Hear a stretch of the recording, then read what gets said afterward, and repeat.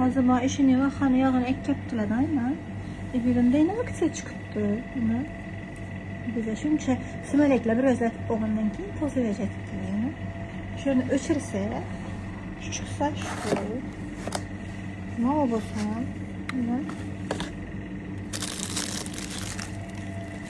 İnşallah bu kadar deyken bu. Şimdi hazır tenleyle. Dışarı ağzı ikisine. Ürüne verecek ben. Tenleyle. Bulun. Bismillah.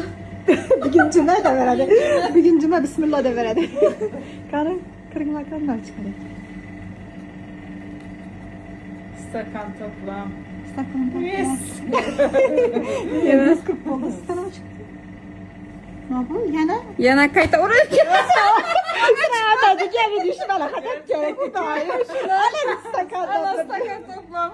Yana